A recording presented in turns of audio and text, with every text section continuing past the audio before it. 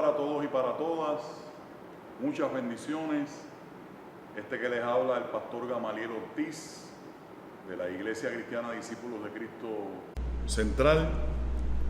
Tengo el gusto de que me acompañe mi hermano Alex Maldonado Lizardi para el comienzo de un proyecto hermoso que las 4 iglesias cuyos pastores nos hemos juntado en este proceso hace ya más de 2 meses para dar un testimonio de unidad en medio de este aislamiento físico que nos ha tocado vivir por el coronavirus.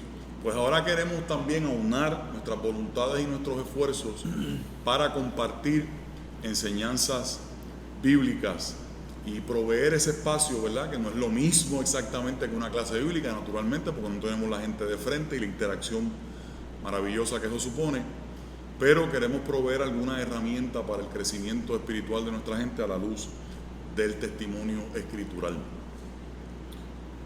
Alex y yo en este espacio vamos a estar comenzando con la primera lección, aprovechando que en este mes de junio, por si acaso nuestros nietos y bisnietos ven esto en algún futuro, estamos en este proceso ya entrando en el mes de junio del año 2020 y aprovechando que en la revista El Discípulo todas las lecciones de este mes corresponden al libro de Proverbios, pues vamos a aprovechar esa secuencia para durante el mes, tanto la Iglesia Central, en este caso, como la Iglesia de Dorado, que somos las que vamos a estar trabajando este mes juntas, pues vamos a aprovechar eso para dar esa unidad, ¿verdad?, del libro de Proverbios. Alex, saluda a nuestra gente para que podamos comenzar. Saludos a todos y a todas, como el pastor acaba de decir. Mi nombre es Alex Maldonado, es un placer compartir con gente de las 4 iglesias. Es un honor estar aquí frente a ustedes y frente a esta cámara en particular. Un abrazo a todos y a todas. Estamos obligados, Alex y yo, antes de entrar como tal al texto bíblico, a trabajar, a poner sobre la mesa algunos puntos básicos introductorios acerca del libro de Proverbios. El libro de los Proverbios pertenece a un género que se conoce como la literatura sapiencial, literatura de sabiduría, que quiere ya ponerle el término. Y en el caso del canon bíblico que nosotros tenemos como iglesia protestante, esa literatura sapiencial está representada básicamente por documentos, por textos como precisamente el de Proverbios, el del Eclesiastés y también en Job. En el canon bíblico que utiliza la Iglesia Católica, que es igual al nuestro en el Nuevo Testamento, pero que se diferencia en el Antiguo Testamento, tiene otros libros que no están en el nuestro. Hay libros como el Eclesiástico, la Sabiduría, por mencionar solamente algunos de los que también pertenecen a la literatura sapiencial y que están en las Biblias cristianas que utilizan nuestra gente, nuestros hermanos católicos. El libro de los Proverbios, Alex, discúlpame que saque por aquí el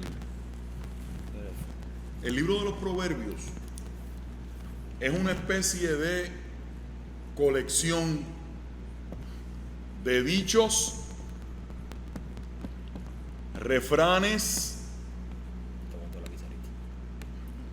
máximas, todas esas palabras usted las puede usar, sentencias,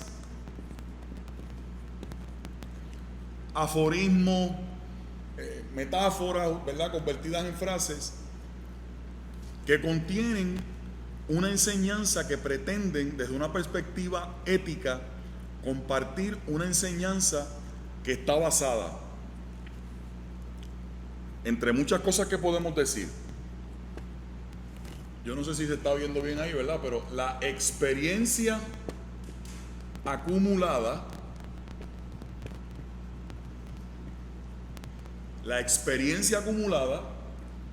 y una minuciosa observación de la conducta humana. Recuerden que estamos dando los trazos, cumplir con la responsabilidad de dar unos trazos introductorios. Vamos a seguir diciendo cosas, ¿verdad?, que tienen que ver con la introducción del libro ahora en la medida que vayamos leyendo el texto bíblico. Pero miren, es una colección, ¿verdad?, para decirlo en un lenguaje que todos lo podamos manejar. Una colección de dichos, refranes, máximas, sentencias, aforismos, utilizando diferentes recursos que pretenden comunicar un conocimiento que se ha ido acumulando a través de las experiencias vividas y que además de la observación, de la acumulación y del conocimiento que dan esas experiencias que se van acumulando en la vida, también delata una observación, un ejercicio de observar la conducta humana. Vamos a leer, podemos leer el texto, o tú también quieres decir algo para... Recuerden, ¿verdad?, que no lo podemos cubrir todo, por la cuestión también del tiempo. Queremos que esto cumpla con un tiempo que sea más fácil para que ustedes lo puedan ver. Un detalle, como ya decía el pastor, los proverbios forman parte de algo que culturalmente no es, vamos a plantearlo de esta manera, no es algo exclusivo de la tradición cristiana.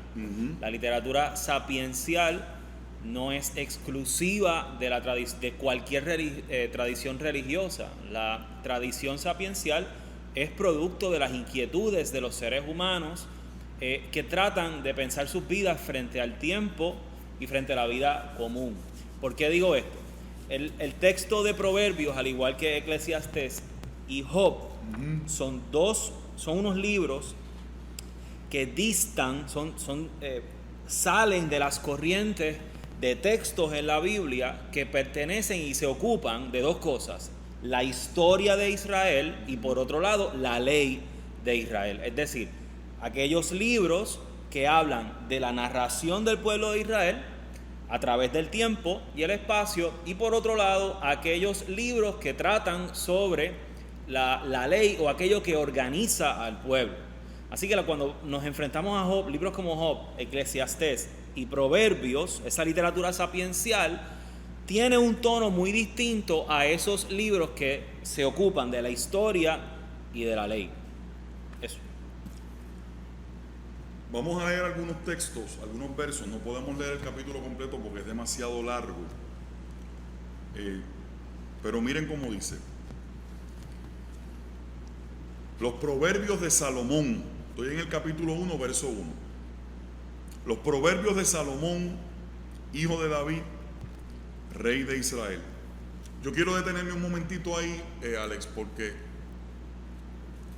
para atender el hecho de que al decir los proverbios de Salomón, no es que usted automáticamente le va a adjudicar todo lo que está escrito en este libro literalmente a Salomón.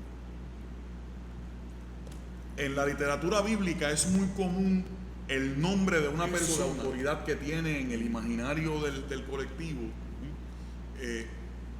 Se utiliza ese nombre para, obviamente, validar y autenticar lo que se está planteando.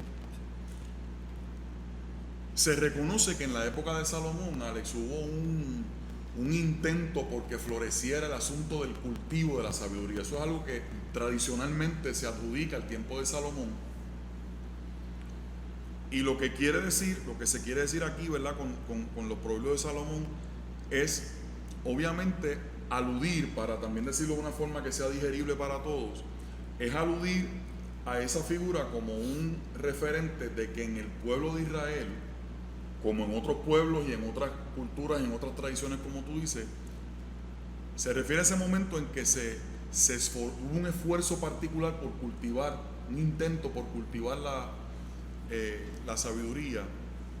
Pero repito, no es que usted se los va a atribuir todos a Salomón. De hecho, el mismo libro, si usted lee con detenimiento el libro de los Proverbios, se va a dar cuenta en este mismo primer capítulo y a lo largo de los capítulos que el propio libro le deja saber que estos son proverbios que también están relacionados con otras figuras, con otras personas. No tenemos el tiempo, pero si usted lo lee se va a dar cuenta. De hecho, en el mismo capítulo 1 hace referencia a lo que los sabios, en plural, han venido contribuyendo a lo largo del tiempo. Así que es una atención, es un punto de atención para que ustedes vean por qué al decir ahí Salomón, usted no se va a embotellar pensando que es que todo lo que está aquí escrito fue que lo dijo Salomón, ¿verdad?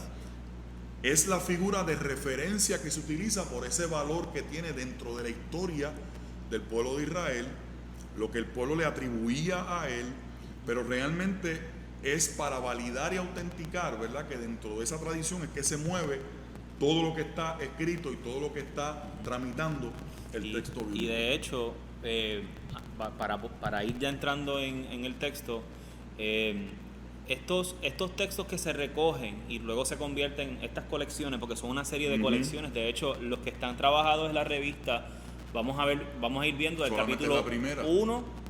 Hoy vamos a ver solo el capítulo 1 y unos puntazos sobre eso hasta el 9. Y eso es un bloque en sí. Es la primera colección, lo que vamos a estar trabajando. De 7, algunos hablan de 7 colecciones. 7 colecciones. Entonces vamos solo a estar viendo, en este trimestre vamos a estar viendo esa primera colección únicamente. ¿Qué quiero decir con esto? Además, que estos textos no nacen necesariamente de una reflexión teológica. Nacen de una reflexión, como decía Gamo ahorita, de una vida cotidiana. Es decir, ya estos textos y todas estas reflexiones ya estaban dando vueltas en el pueblo de Israel, sobre todo en palacio. Ya se estaban dando, ya estas reflexiones estaban ubicadas en las discusiones de la corte del pueblo hebreo. ¿Y qué es lo que va a hacer Salomón? Recoger todas estas reflexiones. Eventualmente eso va a seguir ocurriendo en la historia humana. Alfonso X, le llamaban Alfonso X el sabio, aquellos que se recuerdan todas esas clases de primer año de universidad. Alfonso X el sabio también hizo un proyecto muy similar. Lo único que lo hizo, retomando los textos griegos y empezó a traducirlos, los textos árabes, comenzó entonces a hacer todas estas traducciones y a generar un archivo de conocimiento. Un poco Salomón va por esa misma vía, por ese mismo esfuerzo. Muy bien. Los proverbios de Salomón, hijo de David, rey de Israel. Y a continuación da cuál es el propósito del libro. Fíjese que esto nos va a servir como para trazar cuál es el mapa de ruta que el libro pretende seguir, que el documento completo quiera seguir, verá, los maestros y las maestras que van a estar trabajando con el resto del libro. Estoy leyendo Reina Valera. Para entender sabiduría y doctrina, para conocer razones prudentes, para recibir el consejo de prudencia, justicia, juicio y equidad, para dar sagacidad a los simples y a los jóvenes inteligencia y cordura. Oirá el sabio y aumentará el saber, y el entendido adquirirá consejo, para entender proverbio y declaración, palabras de sabios y sus dichos profundos. El principio de la sabiduría es el temor de Jehová. Los insensatos desprecian la sabiduría y la enseñanza. Quiero detenerme aquí porque fíjense bien que se plantea cuáles son los propósitos del libro, cuáles son los propósitos y qué se supone, que esa sabiduría provea, y mire esto, como herramientas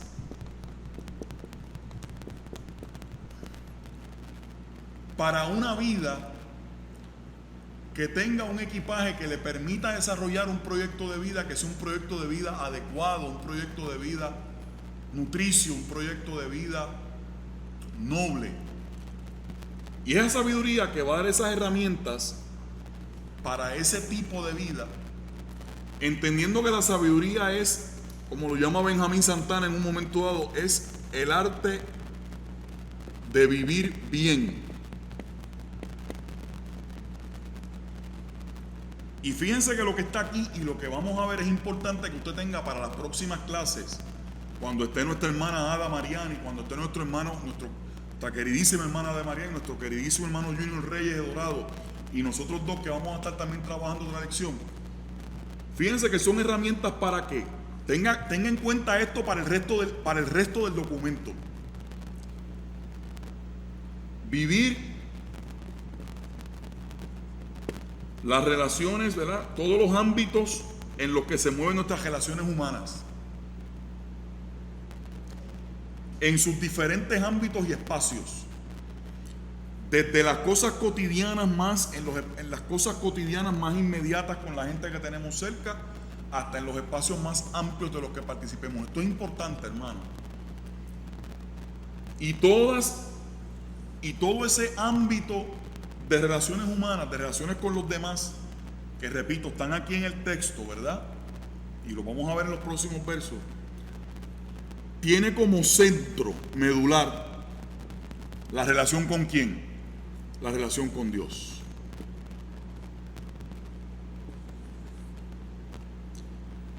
Fíjense cómo aquí, eso que decía Alex ahorita, aquí entra entonces el elemento teológico. Aquí empieza a entrar ese elemento teológico.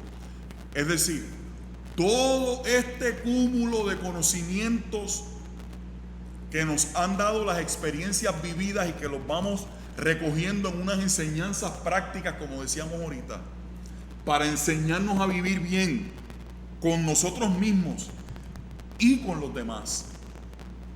El centro de todo eso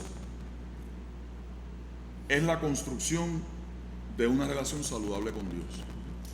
Por eso es que esta primera parte del capítulo, antes de seguir con cualquier otra cosa, pone la pauta diciendo: el principio de la sabiduría es el temor de Jehová.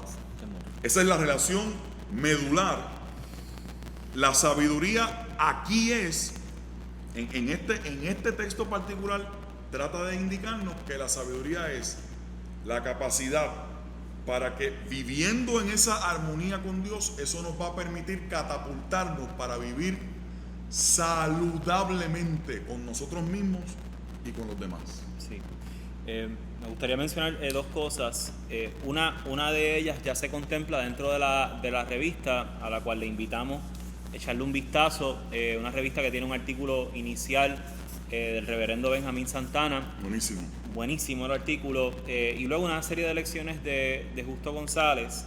Y quiero tomar algunos puntos que están ahí ubicados. Por ejemplo, en el verso 1 hay una gradación que está ubicada y es importante, y por lo siguiente.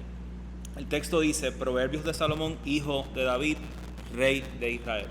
Y ya de entrada ese primer verso nos va ubicando en un proceso de desarrollo humano, como uno diría, ¿verdad? El crecimiento y la madurez, es decir, pasar de ser hijos a de repente tener unas responsabilidades en la sociedad. Y el texto un poco está orientado a ese proceso de vida, en cómo estas personas, porque está dedicado a esas personas que van a ser hijos y eventualmente se van a convertir en reyes o van a tener responsabilidades específicas dentro de la sociedad en este contexto. Ahora, el texto nos lanza entonces una pregunta inmediata a partir de ese verso. ¿Quiénes somos frente a la sabiduría? ¿Quiénes somos frente a la sabiduría?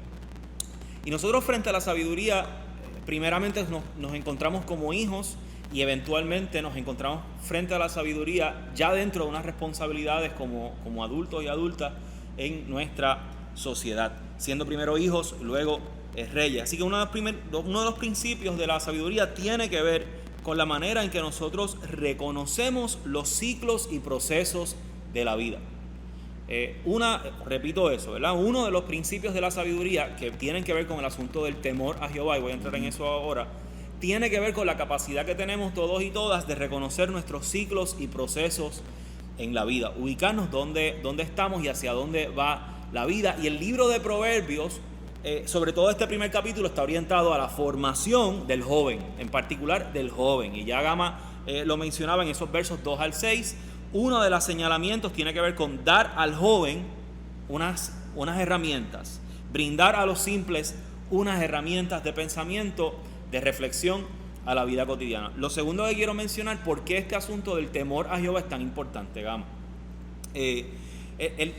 La idea del temor a Jehová es importante porque lo que representa es el temor y ahorita vamos a jugar con este término del temor o el miedo, hay personas que lo traducen por respeto, entre otras cosas, pero algo que es una realidad inmediata en ese verso 7 es que nosotros sí tenemos que reconocer nuestro lugar frente a la vida. La vida no se trata de mí. Yo no soy el centro de la vida. Nosotros como individuos, cada uno en particular, no es el centro de la vida. Por lo tanto, yo tengo que reconocer mi lugar frente a la vastedad del universo, frente a la vastedad y a la totalidad de la vida, frente al mundo y la inmensidad de lo real. Yo tengo que ser capaz de reconocer cuál es mi lugar. Lo inmenso es un límite. Es el límite donde yo me encuentro frente al límite de la inmensidad. Ese es el principio. Desde ahí es que yo comienzo a pensar. Desde ahí es que nosotros comenzamos a pensar nuestro lugar en la vida. Reconociendo que yo no soy el centro de las cosas, que yo no soy autosuficiente y que necesito de otros recursos que brindan, en este caso, que es lo que estamos viendo, la comunidad y el principio regulador para nosotros como creyentes, principio regulador de todas las cosas, que es Dios. Y fíjense bien, hermanos y hermanas, y en las lecciones siguientes también lo vamos a estar viendo, y le invitamos a usted no meramente a quedarse con las lecciones de nosotros, sino a que usted lea el libro. Fíjese bien que constantemente en esa misma línea, por eso es que hay advertencia, por mencionar dos cosas, Alex, en esa línea, contra la soberbia y contra la arrogancia. Porque la arrogancia y la soberbia es lo que representa todo lo contrario de lo que tú acabas de plantear, ¿no? El yo pensar que la realidad gira alrededor de mí. Y que tiene que hacerlo. Gente que piensa de esa manera. Claro, claro. Con los problemas que sabemos que eso le ha traído a uno en el plano personal y a la humanidad. Y que nos está trayendo ahora. Sí, vamos a entrar ahí. Sin duda. Sí. Y fíjense que las palabras de sabios del verso 6, que apunta a esa participación más colectiva de muchos y de muchas, esto nos ha llegado como un legado de muchos y de muchas. Correcto. Así que en esa misma línea de humildad, ¿verdad? De que ha participado mucha gente, porque es una línea de humildad precisamente para yo no creer que todo lo que va a salir de mi boca es el último dictum. Aquí se está diciendo que esto es el fruto y el producto de esa experiencia acumulada por mucha gente. Un poco para que recordemos que nosotros también somos fruto y hemos recibido ese legado de muchos y de muchas. Los sabios. En el verso 8, oye, hijo mío, la instrucción de tu padre. Usted léalo allá en su casa y no desprecie. Constantemente en el libro de los Proverbios se va a estar aludiendo a ese contexto doméstico. Correcto. De la casa, ¿verdad? El hijo, el padre, la madre. Porque en el libro de los Proverbios, al igual que en toda la Biblia, en el Antiguo Testamento lo vemos marcado nítidamente en muchas ocasiones, se presenta el hogar como un contexto vital para la transmisión de la enseñanza y de la sabiduría. Como a nosotros nos gusta problematizar el texto bíblico, siempre tenemos esa costumbre. Obviamente una de las preguntas que vienen es, bueno, pastor, usted dice eso, qué chévere. Por eso hay que tener ojo siempre que uno estudia el texto bíblico, no puede pretender atarugarlo literalmente y siempre hay que cualificarlo y matizarlo. Porque ¿cuántas personas usted y yo conocemos? ¿Cuántas personas en este país tienen la oportunidad de recibir como herencia y como regalo? Fíjense que aquí la herencia no son riquezas. La herencia no es nada material, nada tangible.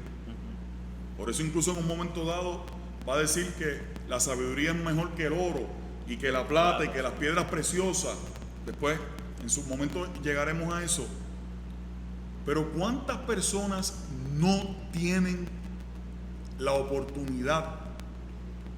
Sus espacios domésticos están muy lejos de ser espacios nutridores que le puedan brindar la oportunidad de recibir esto. Por eso es que tantas veces, para tanta gente, el espacio de la iglesia se ha convertido en un espacio que sustituye de alguna manera, que cubre de alguna forma, o espacios similares que le hagan bien a la persona, se han convertido en sustitutos de eso, ¿verdad? Usted no puede venir a decir a los sucusumucu que el hogar, porque usted no sabe qué es lo que cada persona tiene al interior de la casa. ¿Qué enseñanza y qué instrucción tienen los niños que en este momento viven en hogares en los que se practica constantemente la violencia de género, que en este momento se ha disparado? En este tiempo de encerramiento se ha disparado exponencialmente el problema de la violencia doméstica. Así que lo digo como pastor para que siempre aprendamos a cualificar las cosas que leamos en el texto bíblico, porque la realidad no es lineal y no es la misma para todo el mundo. Sí. Echa esa cualificación, ¿verdad?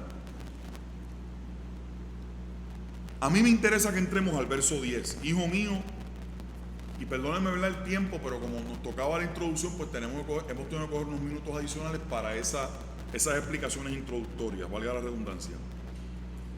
Hijo mío, si los pecadores te quisieren engañar, no consientas. Y esto es importante. Recuerden las diferentes perspectivas que toma la voz del que está presentando en este caso el argumento. Verso 11 dice: si dijeren. ¿Quiénes son los que dijeren? Es que ahí, cuando tú preguntas por el asunto del decir, es importante matizar algo, añadir. El texto, todos los proverbios nunca te va a decir mira, que es lo que hacen los profetas. Los profetas nos obligan a mirar, los proverbios nos obligan a escuchar. Y eso es importante.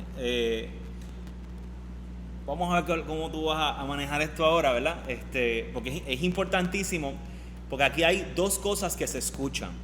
Hay una primera voz, hay una especie de autoridad. Claro. Entonces que le está diciendo a los jóvenes el verso anterior: escucha la instrucción, escucha la dirección, que es la primera oferta. Vamos a ver las cosas que se van proponiendo dentro del entorno familiar. Pero hay otra oferta. Hay una contraoferta, que es la que queremos ver ahora, porque esa contraoferta es peligrosísima. El caso es que esa contraoferta también se da dentro del ámbito del oído, dentro del ámbito del discurso, dentro del ámbito de las cosas que se escuchan, no de lo que veo, es de lo que me proponen. Y que de la misma forma que estamos expuestos a una cosa, también estamos expuestos a la otra. A la contraria. Eso es lo otro, ¿verdad? Y que en la fe, quienes estamos en la fe, no estamos exentos de eso.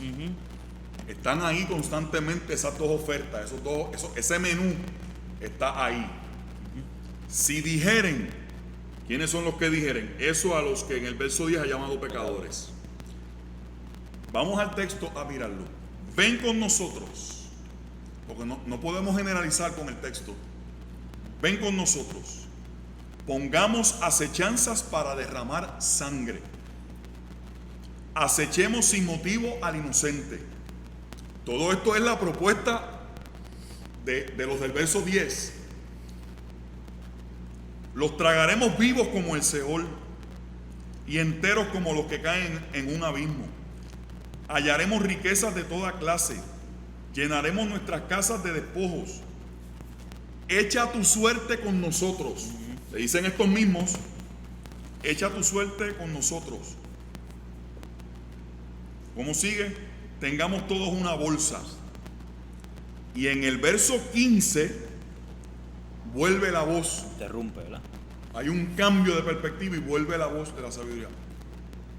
Esos versos del 11 al 14 son esa contraoferta. ¿Quiénes son? Porque es que a veces a mí me da piquiña, ¿verdad?, que en la iglesia usemos la palabra pecadores de una forma tan genérica sin especificar las cosas. ¿Quiénes son los pecadores aquí en Proverbios? Los pecadores aquí en Proverbios son los que practican y promueven el ciclo de la violencia. Llamemos las cosas por su nombre. Los que practican la violencia, el derramar sangre. Y yo en este momento, como habitante de este planeta,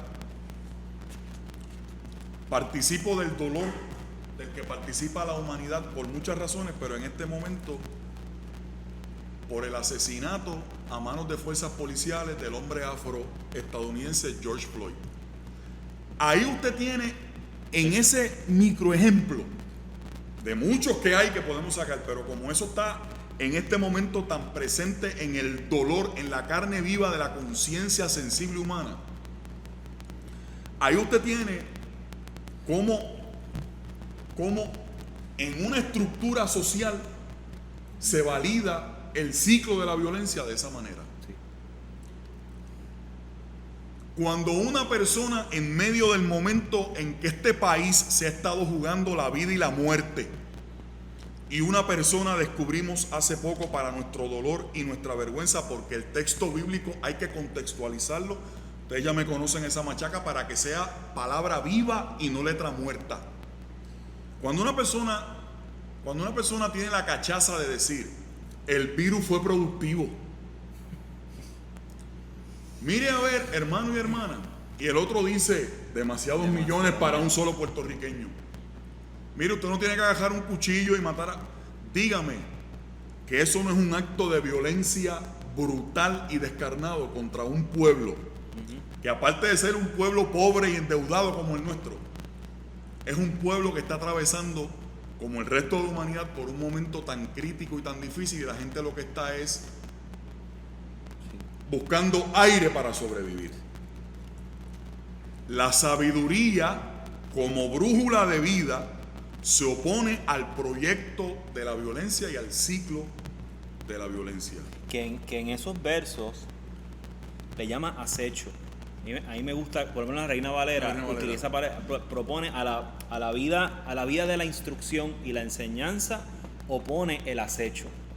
Y esa vida de acecho que se propone en esos versos 11 al 14, que es lo que Gama trabaja como violencia, es en el texto, como el texto va a insistir en la cotidianidad, ese acecho tiene unas promesas, y esas promesas son económicas. Entonces, ¿qué pasa?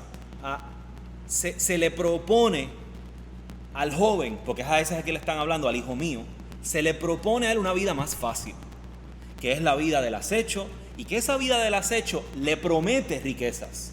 Que esa vida de la violencia le promete está llenar, relacionada con la acumulación de las riquezas. Sí, y le promete familia. Le dice llenar las casas de despojo, dice el texto.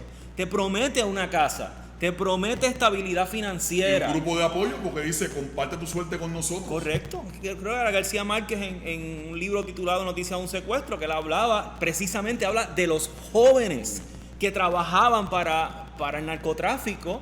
Se les había prometido eso, y era una vida sencilla. Se les había prometido una vida sencilla. Y la vida sencilla para ellos era la vida de la acechanza, que era simplemente ir a donde otro y aplastar al otro, y de ahí se obtenía riqueza. Es decir, dentro de un sistema que no permite a los jóvenes, armar proyectos de futuro, la opción que tienen es el acecho, incluso dentro de la propia economía legítima. El ejemplo que tú has traído ahora de nuestro país, la corrupción, muchas a manos de jóvenes también que están entrando a la política, entran ya con el proyecto del acecho, entran ya con el proyecto de acechar al país, de acechar a la gente, de acechar al contribuyente, de acechar... La relación entre violencia y riqueza. Correcto. La relación de riqueza. Es que está el carácter ético. Alex, tenemos que ir terminando. Cuando en el verso 15 vuelve otra vez esa voz, y dice, mira, esta es la otra oferta, pero recuerda que esta es la que yo te tengo. Sí. Y yo quisiera, como lo que soy, como pastor que soy, decir que Dios, me gusta el Dios al que yo le sirvo, porque Dios siempre viene, Alex, al encuentro nuestro para volvernos a situar y a ubicar correctamente. Dios siempre viene con la agenda de ubicarnos. Aparte que después le dice, cuidado, porque esos que viven ese ciclo de violencia, su propio mal los va a alcanzar. Su propio mal los va a alcanzar. Y ahí hay toda una parte en la parte final de ese capítulo, léalo, cómo los tentáculos de ese esquema de violencia terminan convirtiéndose en el germen de su propia destrucción. Sí. Pero Dios siempre viene a nuestro encuentro para ubicarnos. Están esas ofertas ahí. obviamente mi oración como pastor es que nosotros podamos discernir dónde está la voz de Dios, dónde están las huellas de Dios. Y obviamente Alex y hermanos y hermanas, como otra vez, como eso que soy, como pastor, fíjate que aún a esos que andan en ese ciclo, hay una invitación para que rectifiquen. O sea, que Dios no los descarta. Hay una invitación para que rectifiquen. Alex hace un comentario y lo vamos dejando ahí porque en la próxima que nos toque grabar, pues podemos retomar algunas cosas que se parece el capítulo 8 que nosotros vamos a estar trabajando. Tiene unas conexiones con con el contenido de este capítulo 1. Sí, mencionar dos cosas quizás ya para terminar. Ese verso 20 y 21, ¿verdad? Hablando de cómo Dios llama y todavía permanece tocando a la puerta, la sabiduría clama en las calles. Y esto es importante por lo que vamos a ver más adelante, ¿verdad? Este asunto del afuera de la sabiduría. Es una sabiduría que no le pertenece a nadie, es una sabiduría que está fuera. Y esa sabiduría grita. Otra vez el asunto de la voz es importante, otra vez el asunto del lenguaje va a ser bien importante. Ahí sí parece un profeta, y ahí que va sí, por las calles, por las va plazas, por las calles y para también decir que la enseñanza de Dios siempre está accesible. De alguna manera, ¿verdad? Correcto. Está ofrecida a todos y a todas. ¿Estamos, Alex? Estamos ahí. Bueno, mis hermanos, pues nos seguimos viendo y gracias por acompañarnos este rato. Dios nos bendiga mucho a todos y a todas. Gracias, Alex.